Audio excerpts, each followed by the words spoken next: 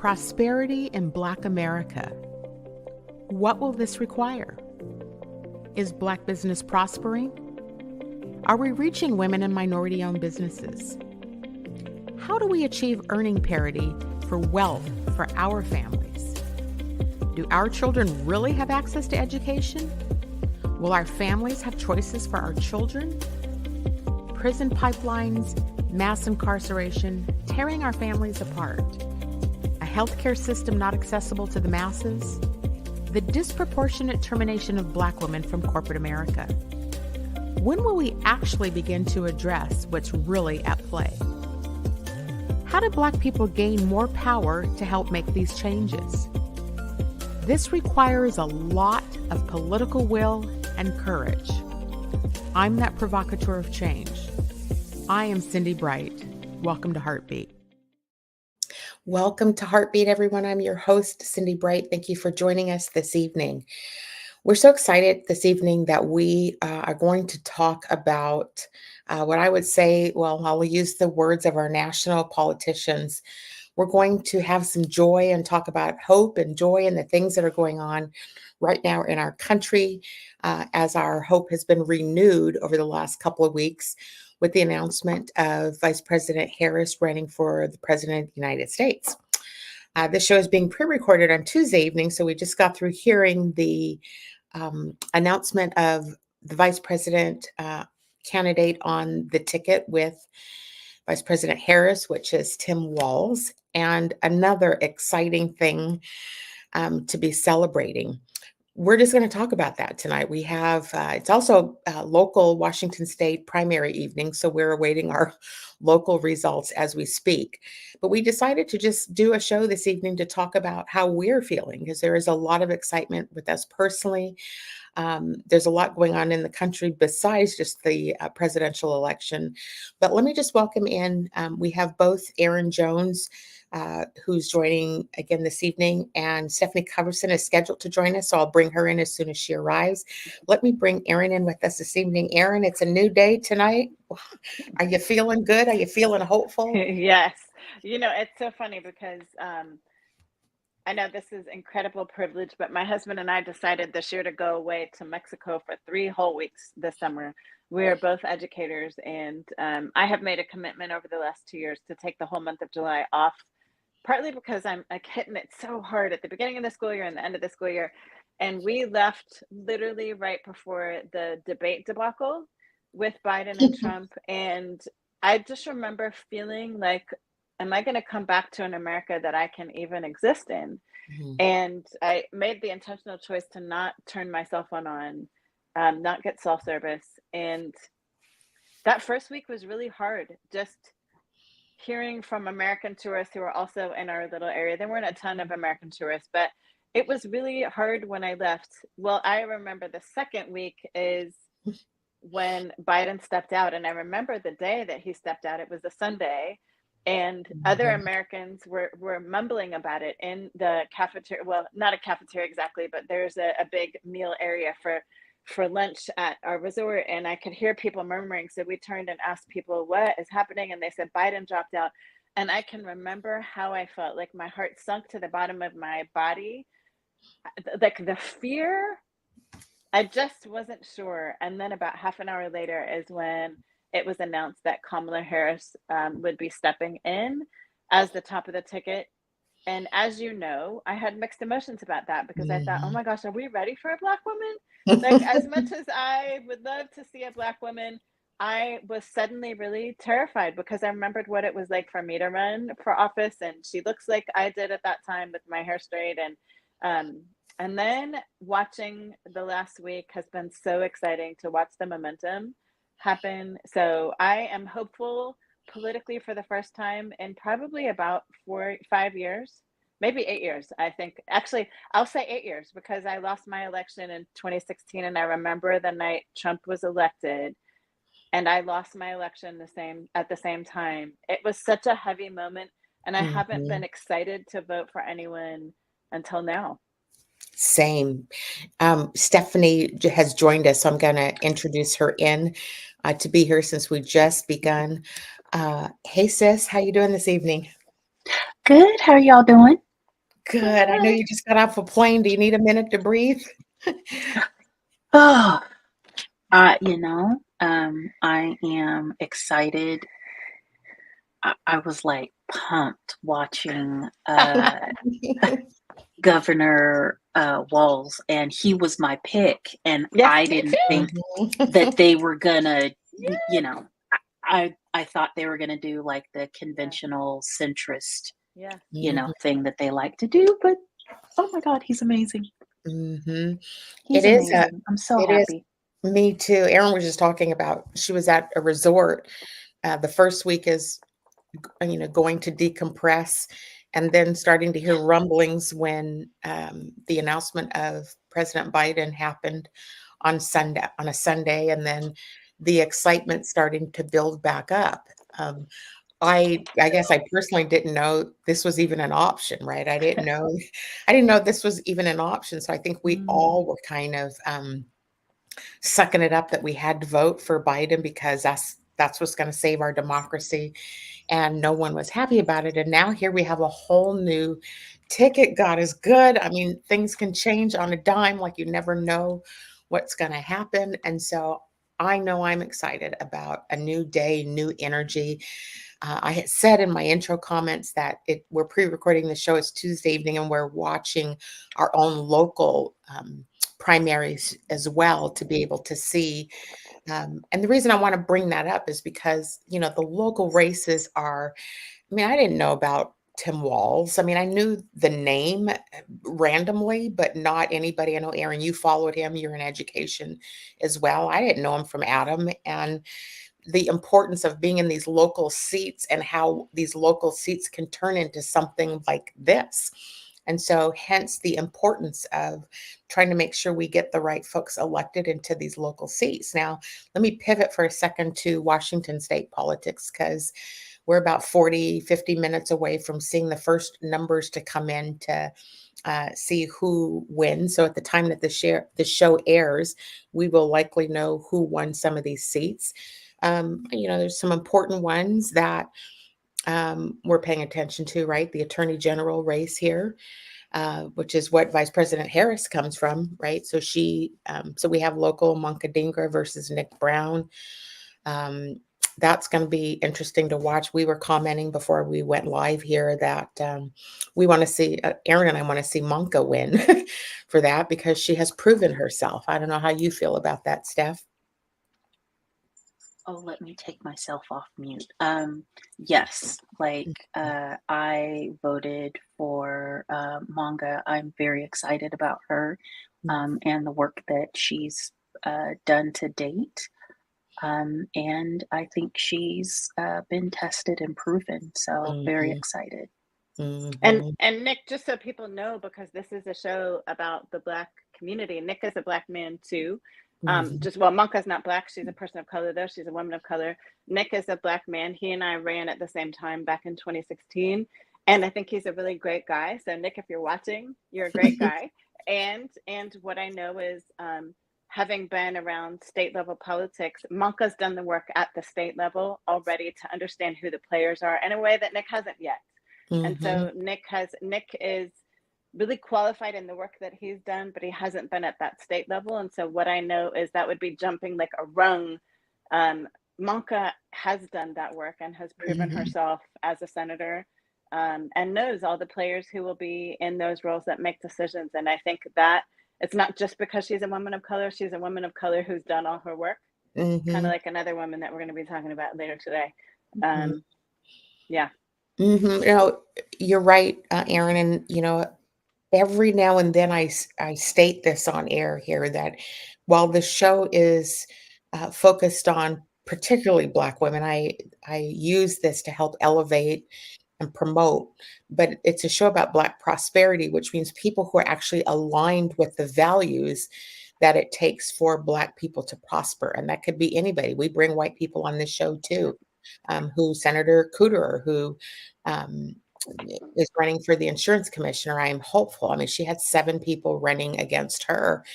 And, you don't want to have to use the same language that they use with women, which is wait your turn. But Cooter and Dingra have both. They have receipts. They've done the work. They've been in the system doing the work, saying who's qualified, who's not qualified. They are, by any stretch of the imagination. So it is their time to get elevated into these positions. And I like, sometimes it's hard, I think, for people to process that Ivanka Dingra could be the next president of the United States. That is the path that she's on, is the path that Vice President Harris is on. So you have to think 2 and 3 steps ahead about who do you want leading you and your families when we aren't here anymore. Who do you want to be in these seats and build benches of people that can help change the world? Now, I'm excited about where we're headed as a country now. I feel like Walz just I better not use that word. I feel that Walz just took Vance down, because they're not even apples and apples when it comes to comparison from an experience perspective. But let's talk about Can I go back though for a Yeah. second to Monka? I want to say Yeah. something about Monka that I think is really important to me as somebody who ran for state superintendent and lost. I think what I also love about somebody like Monka is not seeking this role for the next role she's going to have.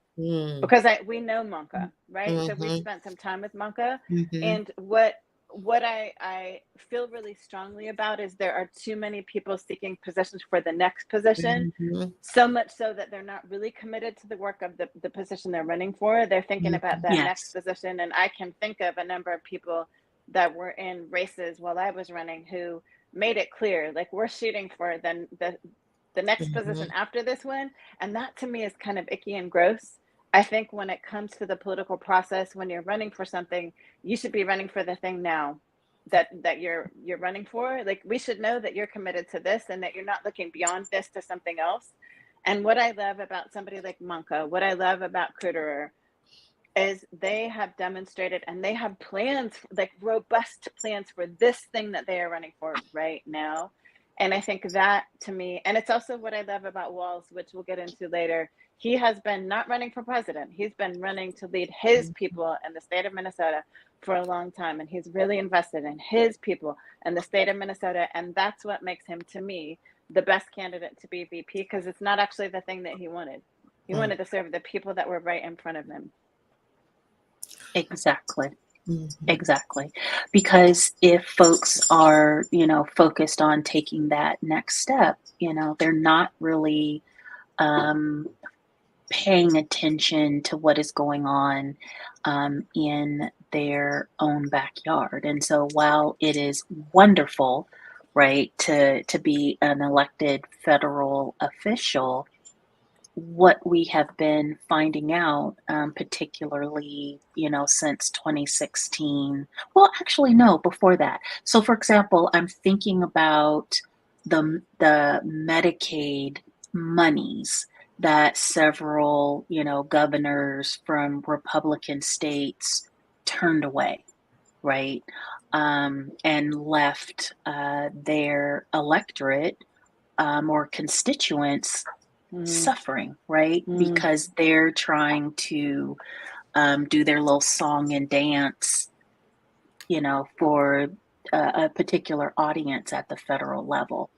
And so that's my worry, that's my concern. Like, I need you to be focused on what is happening here today in our communities. I should clarify then, because I had made those comments about,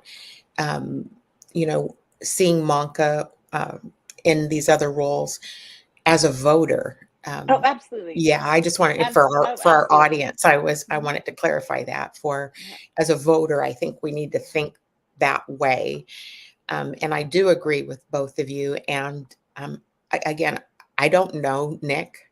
I know he worked for the governor.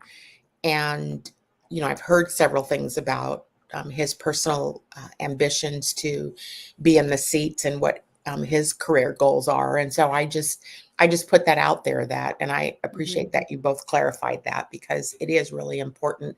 Monka does and has, as has Patty Cooter, they have done the work. Both of those women have shown up in huge ways. And so, yeah, that's good And there. and and can I say one more thing? It was interesting. I was listening to Urban View. That's my new station that I love so much. And so what they were talking about, right, is that vice presidents who have been in Congress are more like they have relationships, right? And so the vice presidents who have been in those roles before tend to be more successful in them because they already have, the congressional street cred, Yeah. deposits in, the Let's Work Together bank account. And so I think that's important to put a finer point on what we've been talking about with Monka, but also like why I'm so excited about Walz. So Mm-hmm. as Mm-hmm. well, just all of the things that he's done over, Mm-hmm. this career. It's really been about public service, investing in his community. And frankly, I just love the way that he calls Republicans neighbors. Yes. Is like the friends across the Yeah. aisle is so played, and it's the mean nice kind of thing, but like neighbors, like the reminder that we're in this together. Well, and it's interesting that you would say that, because we're all Jesus folks. And I think about the party that has said they're Jesus folks. And one of our expectations as Jesus followers is to love our neighbors. And yet the party that says they're aligned to the Christian faith, I see the opposite of love your neighbor. And I think Tim Walz like oozes that, like, here's how we love our neighbor. And I just literally did a TikTok video about an hour ago about what I love most about this ticket is it's about how do we get everybody under the tent, even the Republicans that are around us. How do we get everybody under the tent? And how do we see rural white America, small town white America?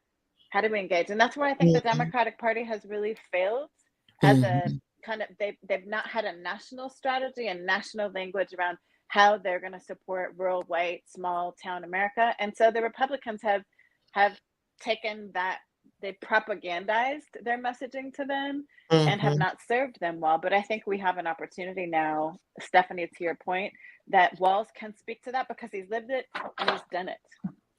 The other thing that would be important in this election, from my perspective, to combat, because Walz is using the neighbor language, but we have to combat the language that they already attacking him, which is far left radical. And when I heard that tonight, I chuckled, because that's all they got. And so much so that I Googled what's a radical, right? Like, because I don't feel like feeding children is radical. And I don't feel like, he talked about healthcare. And did you hear how he said,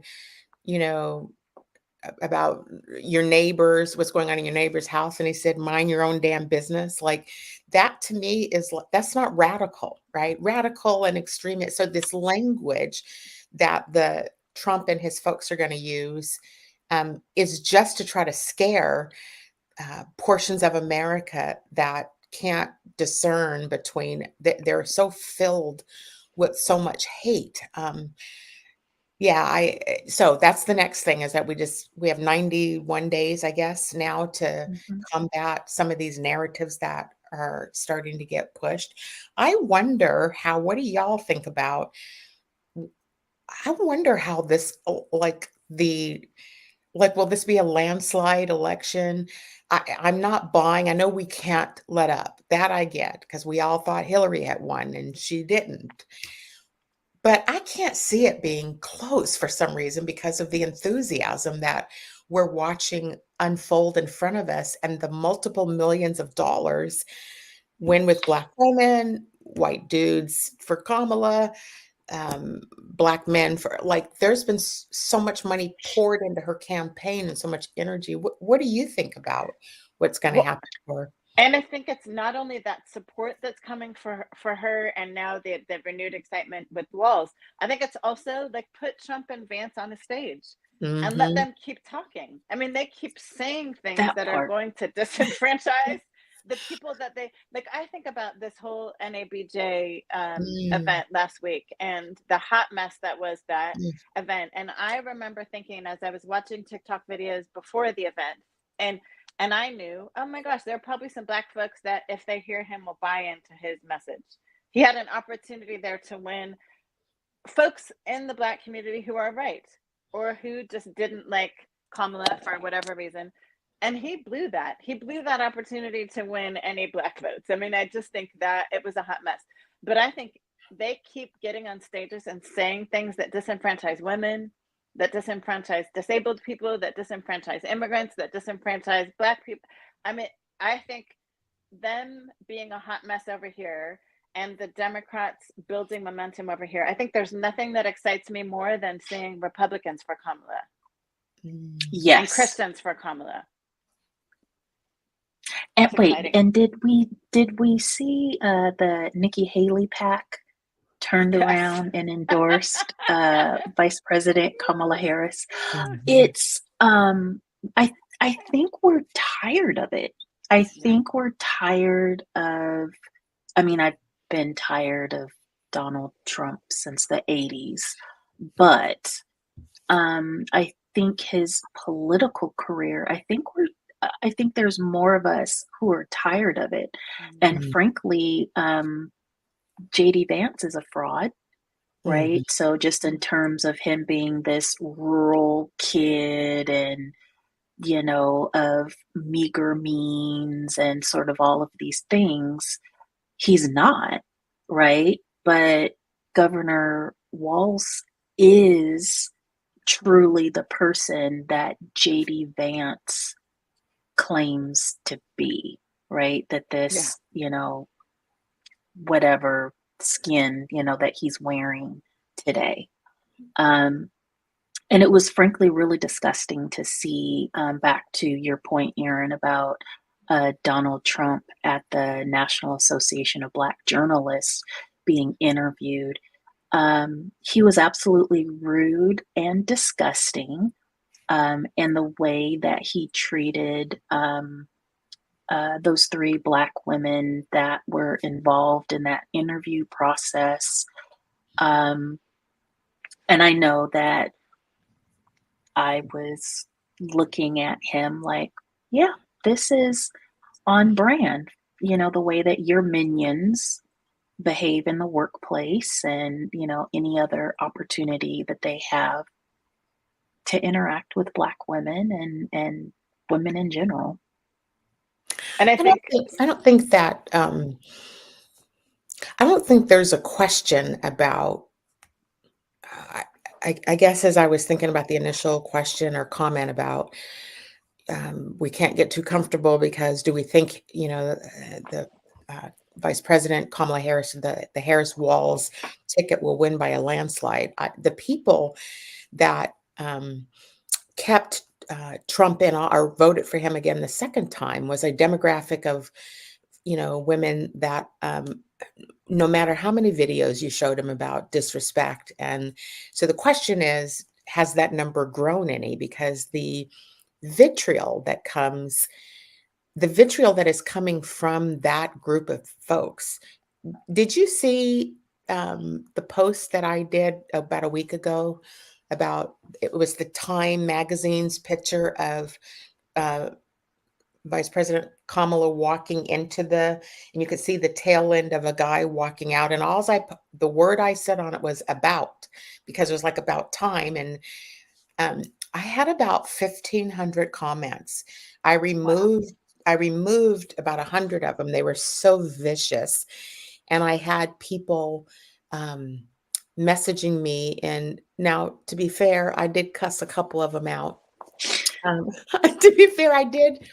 say a couple things to people because it just irritated me to no end to see that kind of hatred inside of people. And of course, they called me a racist because I said, y'all better sit back because you're about to have a Black woman become the president, your president. I want to bring that up because it's that hatred-filled demographic of people that over the last several years has grown. And so I I'm just commenting that I'm hoping in this election that that number, like I feel like it's been buried underground. And if somebody like me, who's an unknown entity to, I don't know, I don't even know how my post got onto these people's page. Like, how did they find this? Like, so if that can happen to, a local Seattle woman, what will this trigger? What is happening that we don't know about behind the scenes or underground because Trump has been making some very open comments about, oh, I don't need to have the votes. I've already got the votes. Or, I mean, he's been inferring that they're going to steal the election anyways. So I don't know. Yeah. Two thoughts. Number Yeah. one is people can just search. There are people that are just trolling.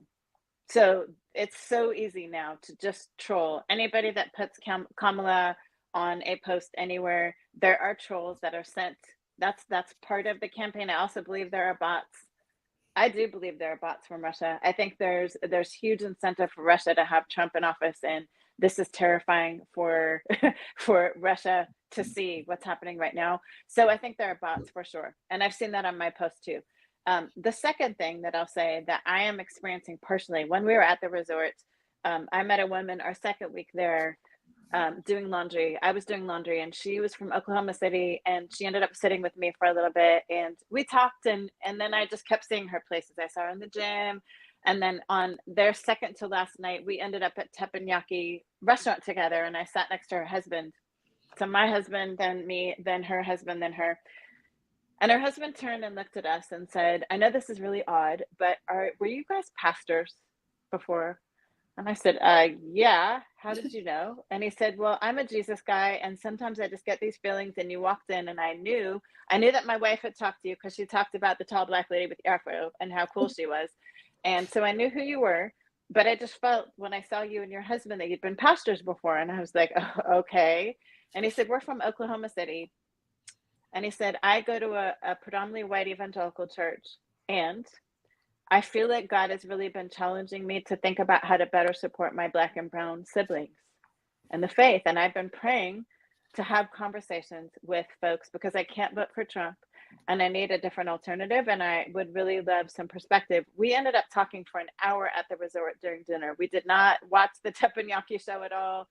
The next day, he asked if he could have breakfast with my husband and I, and we sat for an hour and talked about how we are experiencing America.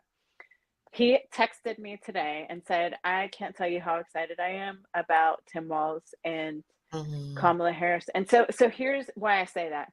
I have now run into 3 or 4 Republicans like that who are Jesus folks, who are so sick of the vitriol and the animosity and the division that is being sown by the party that they no longer recognize, that I think what gives me hope, I think there is a larger group of people who are really hateful, but I think that group is smaller than we know.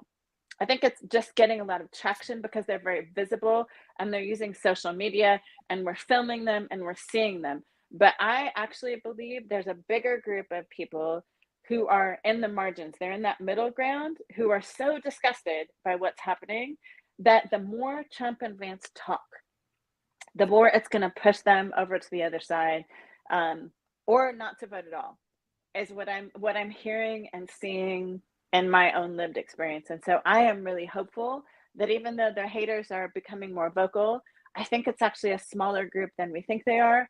And what I'm seeing is more, I mean, when you have a Republicans for Kamala and a white Christians group for Kamala, like that tells me they are more bought into democracy and holding on to democracy than they are to a candidate. That, you know what?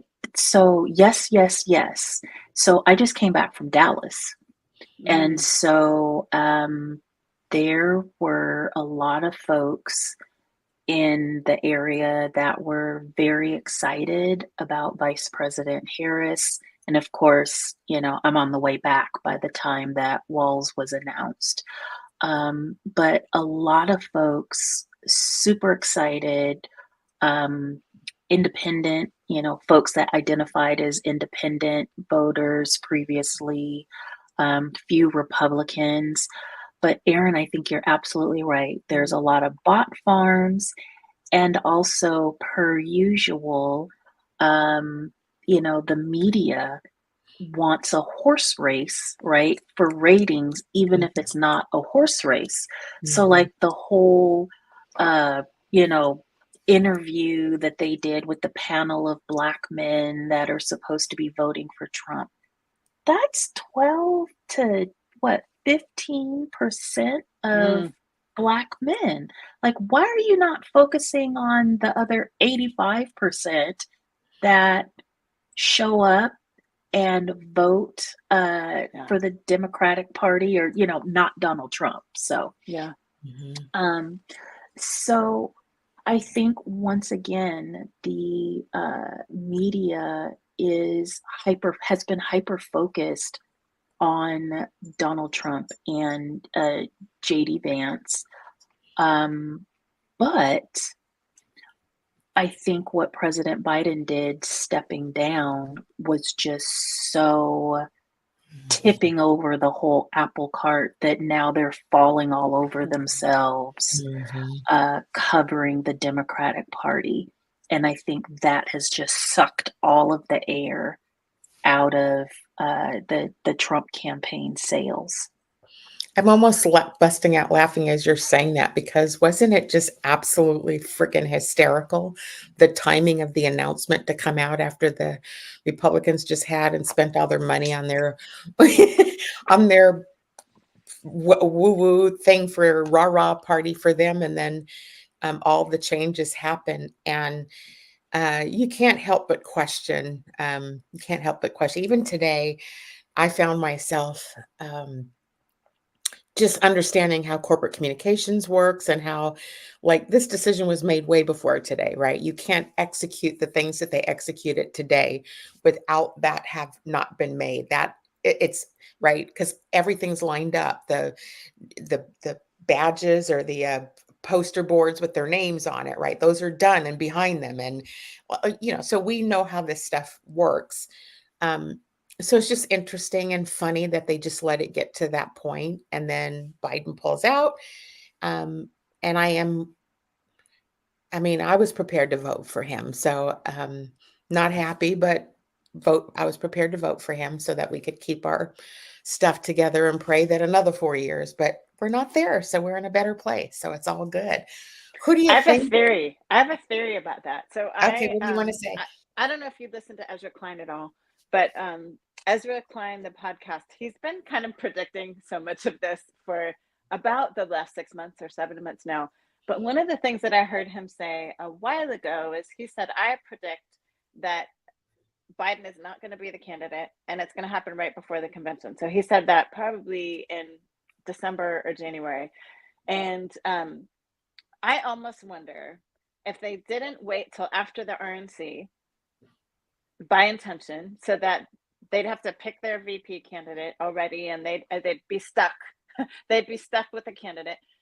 And I wonder if Biden didn't get out at the last minute, because he knew if he got out too early, there would have to be a competition, and Kamala wouldn't naturally be the one selected because too many people would have fought against a Black woman. But now, under the circumstances of him getting out at the very last minute, he set it up for her to be the one. I actually wonder if that's what happened. And to me, that makes him even more a hero, is he protected her. I almost feel like he knew that if he got out like in April or May, and that people would have competed against her and said, she's not enough and she's not our candidate. Yeah. And he said, I need to wait till the very last minute and set her up to be the only choice. And so that's what I'm believing. And I believe it really sets him up as being really that kind of daddy, that protective. And what's ironic is he actually looks like my dad. When Biden speaks, it reminds me of my dad. And I think about my white dad. That's what he would have done. He would have done that to set me up to be able to take that stage and be the chosen one, and not to have to go through the process of having to prove myself. it would make him much more of a hero, wouldn't it? And it does make sense. And anybody who's got any experience around us knows what we have to face. And so, yeah, that is something. I've been curious about, I mean, only time is going to tell. We probably won't find out if ever, but I suspect that his own health is in question right now, and he probably has known that he needs to make this decision for a while. But to your point, I mean, we started seeing there were public things about she's not qualified. I mean, all the typical BS that, yeah, this just having to just the folks who even say it.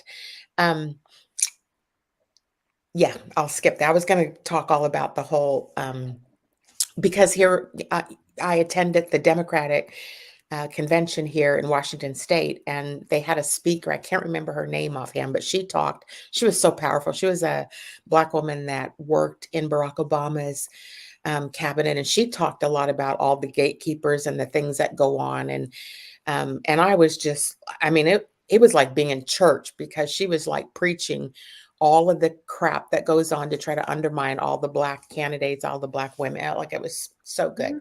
Anyhow, I'm happy that Vice President Harris and Governor Walz is now on the ticket. Who do we think they might bring into their administration? Who are some of the people that we think about across the country that they might want to tap for some things? What starts to come to mind for the both of you? Go ahead, Well, Stephanie. for me, definitely Pete Buttigieg. So he was my second choice. Me if too. yeah, if Walz wasn't, the guy. I was his PE teacher, by the way. You what? Were you really? I was Pete's PE teacher in South Bend, Indiana, when he was an 8th grader. Oh, wow. Oh, Yeah. that's amazing. Yeah. I had no idea that I was going to have like Mayor Pete, the Pete Buttigieg, but I taught at the Stanley Clark School when he was in the 8th grade. Wow. My first job. Talk about a factoid. We'll have to tag him in this show. That's amazing. I also think Jasmine Crockett. Yes. I think she's been a stalwart. What's the word? I can't remember my big words. Representative. But there's another word that I'm looking for that I can't remember. Where do you see her fitting into the administration? Where do you think President Harris would put her? Ooh. I'd have to think some more about that. So she's an attorney, by profession. So I could see him leveraging her skills in that way. Maybe in the Department of Justice somehow? Maybe. But also I think we're going to see Eric Holder come back because he was on the, I do. He was on the vetting committee. I also think we were talking about Stacey Abrams too. Similarly, she's yes. Also, yeah. Yes.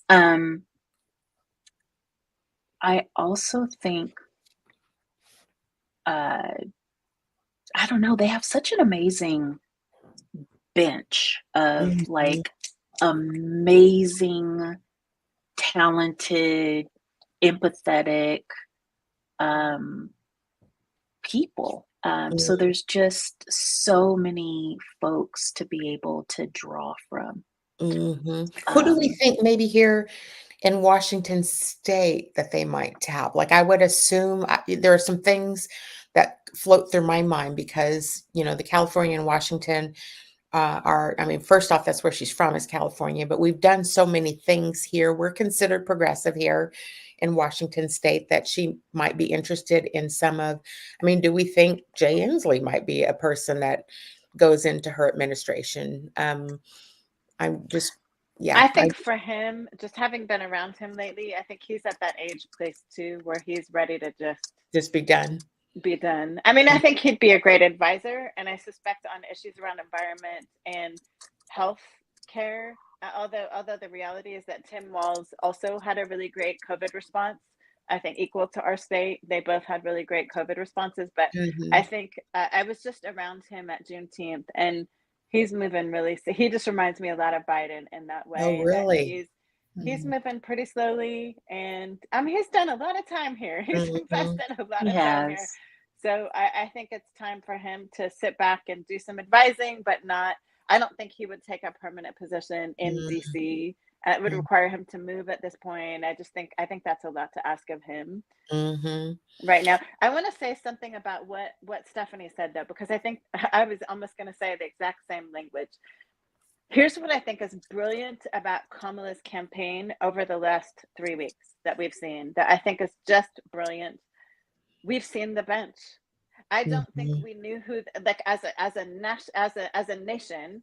I don't think we all knew the bench. I mean, I think those of us who have been involved in politics and have been watching, like, we know about California and Georgia. We have been able to see Shapiro and just many of the people that are on the bench. And as you alluded to, Cindi, I've been following Walz for the last year just because of the work that he's done for schools. So I've been paying attention. But I think that the typical American did not know that we had as deep a bench and as Mhm. diverse a bench until this last 3 weeks, where they have really been out there. Like, each member that was on the bench has been out campaigning in a way. They've been Mhm. being interviewed by intention. And I think that was by intention. And so I think that's another place that I'm really hopeful is, until Biden stepped away, it felt to me like there was no bench. Like the Democrats had no Mhm. plan for a bench. It felt to me that way, even though I Mhm. knew there were these brilliant people out there. I'd heard Pete. I mean, I followed Pete on TikTok, Pete Buttigieg on TikTok, and all that. And I've been following him since he ran for office. I don't think, though, that the Democrats as a party were doing a good job of demonstrating they had a bench. And so it felt Mhm. like we were stuck with Biden in a lot of Mhm. ways because they weren't communicating that they had any sort of plan. And I was super disappointed by that. And so I think what's been one of the most exciting things, not to mention like Kamala Harris being the top of the ticket, is super exciting. But I think the even more exciting long-term thing for me has been to see the bench and to know that we have like a dozen plus really competent, really experienced, really thoughtful, really empathetic, really compassionate people from the East Coast to the West Coast, from the North to the South. And that to me, I think has been the most encouraging thing about this whole, like this last three Mhm. weeks. I hope I that. think what sorry. No, I'm sorry. I Go ahead. I I think what I am so enamored and excited about is this ticket is unapologetically uh, humane, right? And it's sad that the bar is in hell, right? Where, oh yay, they're humane. But I think for so long, the Democratic Party has been so fearful of Yes. saying, yes, we are for making sure children have a meal so they Mhm. can learn. Mhm. Yes, we are absolutely for making sure that our elders, are not Yeah. evicted out of their homes because they're being crushed by the property taxes after working for 30 years to pay it off. Mhm. Mhm. Um, and this party or this ticket has been very, I think, laser sharp, focus, and clear on what their values are. And Mhm. I have a little different spin, right, about sort of these rural white voters and the working class. Um, for me, that has been code for racists, Mhm. Mm. right? And so, um, this idea, right, that the Democratic Party has always been, I feel like, chasing after sort of these anxious middle class, middle US folks, they have not been pointed and direct about the truth of what this party, Yes. is saying that they're Yeah. supposed to be. So we are pro LGBTQ IA plus rights. We are pro women's right to choose. We believe, that Black Lives Matter and police officers should not be able to indiscriminately murder Black people in their homes. So all of these, we believe in diversity, equity, and inclusion. And I we believe literally just made a note of that diversity. you're talking about is DEI, right? Yes. Like this is what it is. Yes. And Right. so to have Governor Walz talking about being the faculty or admin sponsor for the Gay Straight GSA. Alliance Club, yes, more of that. So that's what I really appreciate is this ticket has been really laser sharp, focused, and unapologetic. And then one thing I want to say really quickly that because I'm going to speak positivity out in the universe, when Kamala Harris and Tim Walz are elected to be president, Minnesota's Lieutenant Governor, Peggy Flanagan, is going to be First Native. the first, Indigenous woman to serve as a governor, right? In the entire United States, in the history of what is now known as the United States. So just more amazing shattering of barriers, and I'm here for it all. And did you see who their next lieutenant governor would be then? If everyone shuffles up, it's a Black man. Oh, it's a Black man. Yes, that will step from the head of the Senate up into the lieutenant governor spot. So you talk about like how cool is this that you take this 60-year-old white man, put him on the ticket, and now the indigenous woman is at the top, the Black man is next. I mean, in Minnesota, Minnesota. Right.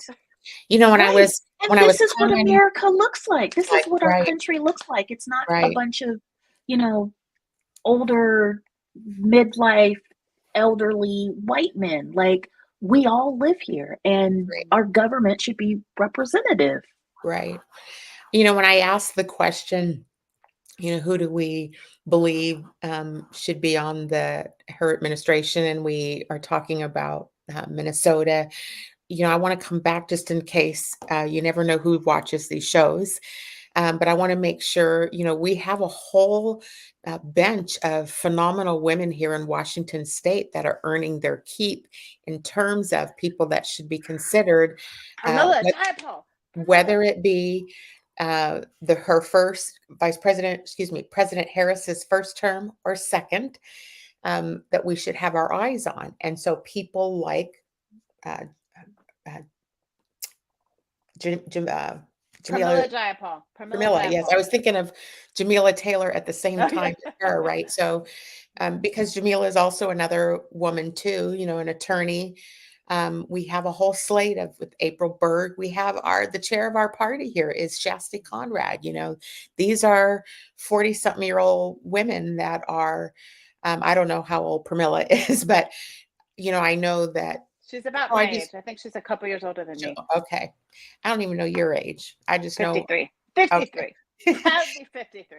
I just want to make sure we give shout out to our sisters here too about there are people who are here doing really good work around, housing and a lot of reform work and leadership that if we're thinking about developing of people, I don't know the whole infrastructure of the national level. I know like the top positions that the cabinet holds, but building succession plans requires people to get some experience in some areas. And so, I'm sure she'll be tapping into some of these local people, which to your point, creates these ripple effects. Do you remember a few months ago, I think it might've just been you, Stefani, I, and Paula Sardinas, when Paula was talking about all of the open positions that were happening here in Washington State, they were like, Mhm. did she say 90 something roles, Department of Commerce. What's Lisa's name over in Eastern Washington, Spokane? She was the Department of Commerce head, and then I think she's now the mayor of Spokane. Oh, Lisa yes. Oh my gosh, why can't I think of her Smith. name? Is it Lisa Smith? No, but it's another common name. Oh Name, my yeah. gosh, I can Anyhow, see Jones, her. Smith or Jones or No, something. I'll think of it. Anyhow, we got a whole good group of folks here on the West Coast that could serve in that administration.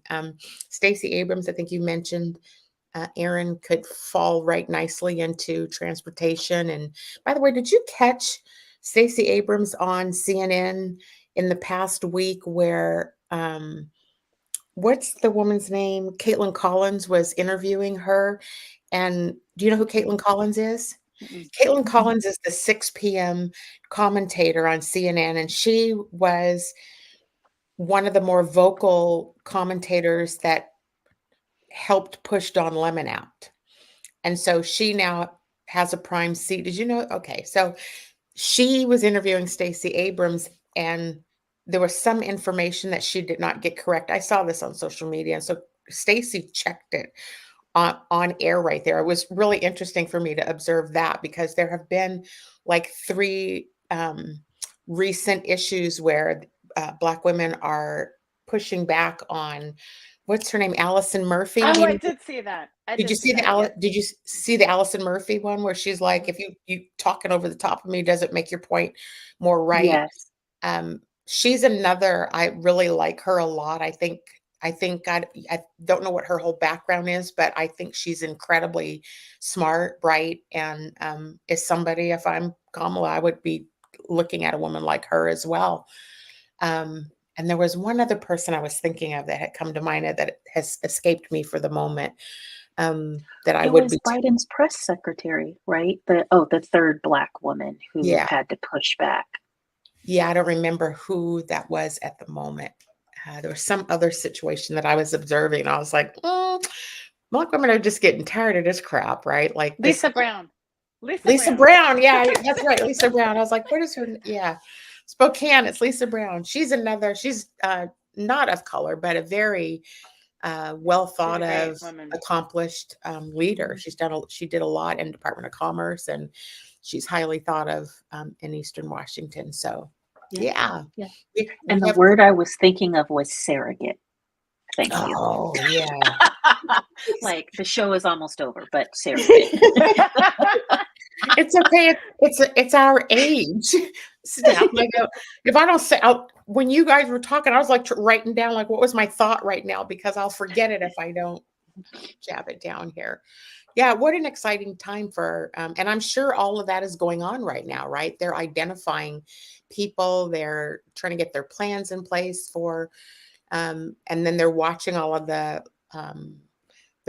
races and primaries across the state to see where are some possible vacancies coming open and who can they tap. So just a really, so glad to have some hope right now. Like I was just so down trying to think about, oh my God, like they're going to try to steal the election, and which they probably still will. But so have you seen Georgia? Did you watch MSNBC? So Rachel Maddow did a whole thing on this, where the Republican Party in these swing states have very intentionally put election deniers in the local, yes, in these local seats. And if you don't certify like the local election, you gum everything up, all the way to the state level, and then of course to the national elections. Yeah. Georgia, they were in the House today. So their election staff held a closed door meeting, and many of the state representatives and senators were in the House protesting today, because their whoever their electoral watchdogs who have been selected to deny, we're in meetings today. So if you check on TikTok, check on YouTube, you can see they did live broadcast from there all day today. But that's one of the places that they have the most, like they've really solidly selected people who are election deniers in Georgia. Oh God, yeah.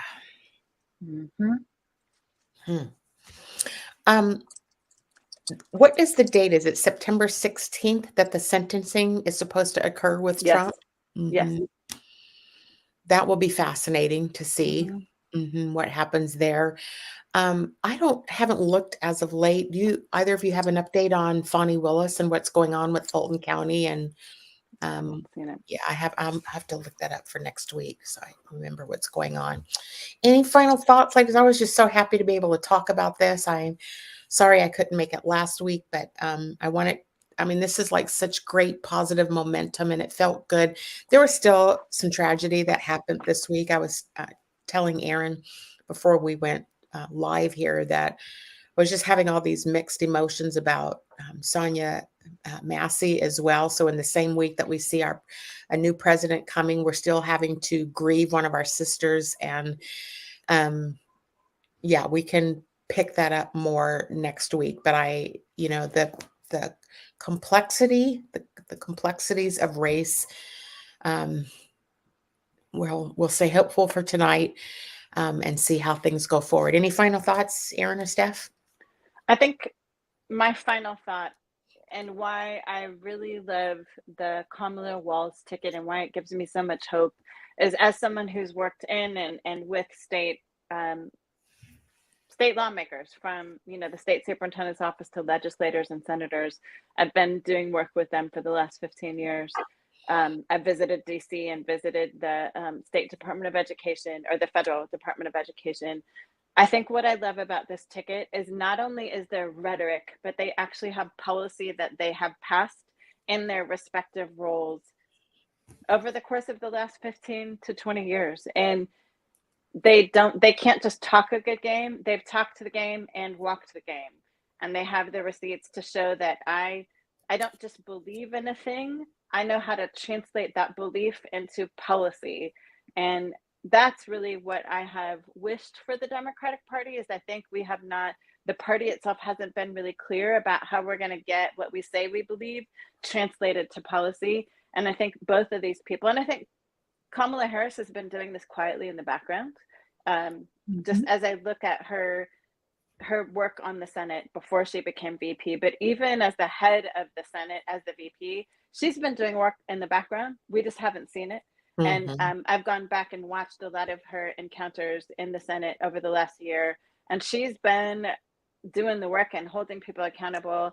And I am just excited about people who have receipts, and they're not just talking a good game. They don't just have a pretty resume. They have a resume that has action and actionable items that really will make us as a country better. Verbs. They have verbs. This has been my hope since what is it, 2016, 2020? Yeah. Right. So she was my pick during the primary. And so I will say, for me, I am so excited given all of the work that she's done. She was one of the authors of the George Floyd Justice and Policing Act.